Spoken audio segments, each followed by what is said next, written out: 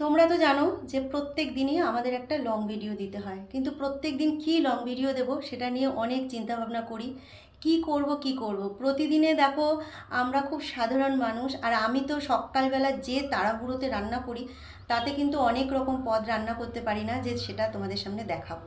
তাও মাঝে মধ্যে দেখাই, কারণ কি করব, কিছু তো ভিডিও দিতে হবে, দেখাই।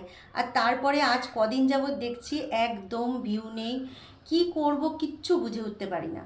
তো প্রত্যেক দিনই একটা মাথার মধ্যে চিন্তা ঘোরাঘুরি করে যে কি ছবি দেবো, কি ভিডিও দেবো। তোমরা হয়তো বলতে পারো যে একই রকমের ভিডিও, মিউজিক ভিডিও দিতে পারো, এটা ওটা দিতে পারো। দেখো, আমাদের একটা ক্যাটাগরি চুজ করতে হয়, সেই ক্যাটাগরির ওপরেই মানুষ ভিডিও দেয়, এটা সবাই জানে। তো মিউজিক ভিডিও আমি মাঝে মধ্যে দিই, যেটার মধ্যে আমার একদমই মানে কি বলবো, ভিউ আসে না। আর মিউজিক ভিডিও আমি সেরকম পারিও না, তাও আমি চেষ্টা করি, হ্যাঁ, যে যেরকম পারি সেরকমই দেবো। তো সেই রকমভাবেই আমি মাঝে মধ্যে দিই। তো এবার কী নিয়ে ভিডিও দেবো বলো তো, ভেবে উঠতে পারি না। তো যাই হোক, প্রত্যেক দিন ওই কী রান্না করছি, কী খাচ্ছি, কী কিনছি, কোথায় গেছি, এর ওপরেই ভিডিও থাকে। আশা করব এইগুলোর ওপরেই যে ভিডিও দেবো তোমরা পাশে থাকবে, আমিও সবার পাশে থাকবো। এইভাবেই কিন্তু আমরা দিনের পর দিন এগিয়ে যাব। হ্যাঁ, আমাদের ভিউ কম আছে, কিন্তু ওই চেষ্টা করে যাচ্ছি, ঠিক আছে। সব কিছুরই চেষ্টা থাকা দরকার। তাই মনে হয় যেন চেষ্টা করে যাই, ফলের আশা না করে চেষ্টা করি, তাই না? তো কথায় আছে যে ফলের আশা করো না, চেষ্টা করে যাও, একদিন সফলতা হয়তো আসবে। তো যাই হোক, সেরকমই। তো চলো, আজকে কী নিয়ে ভিডিও করছি সেটা হচ্ছে, কালকে আমি একটু কাছড়াপাড়া গিয়েছিলাম, তো আমার ঠাকুরের একটু জিনিস কিনেছি, সেটাই শেয়ার করব। সামনে পয়লা বৈশাখ আসছে, আর আমার ভিডিও যারা দেখে থাকে তারা জানে যে আমি দুর্গাপুজো, পয়লা বৈশাখ বা যে কোনো অকেশানে আমি ঠাকুরের জিনিসটাই আগে কিনি, তারপরে আমার সব কিছু থাকে। তো আমি তো এখনও সবে এখনও চৈত্রি মাস পড়েছে, হয়তো 3 দিন না 4 দিন হলো, এখনও সেরকমভাবে কিছুই মানে সেল শুরু হয়নি।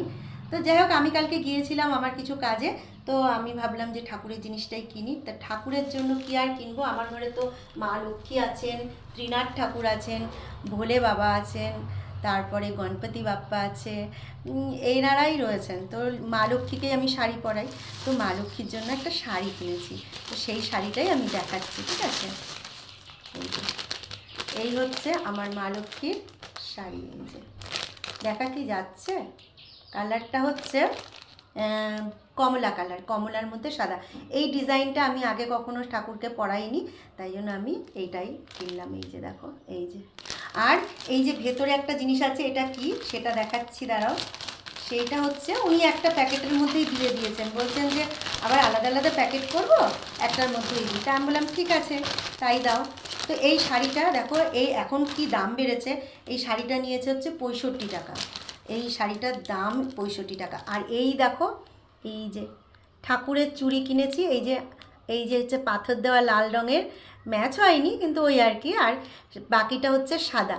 তো এই যে ঠাকুরের চুড়ি কিনেছি, এইটা হচ্ছে তোমার 50 টাকা, ঠাকুরের চুড়িটা 50 টাকা। দেখো কি পুচকি পুচকি দুটো চুড়ি দিয়েছে, এটা 50 টাকা বলে দাম। তো যাই হোক, এই হচ্ছে আমার ঠাকুরের পয়লা বৈশাখের কেনাকাটি। কেমন হয়েছে অবশ্যই জানিও, ঠিক আছে।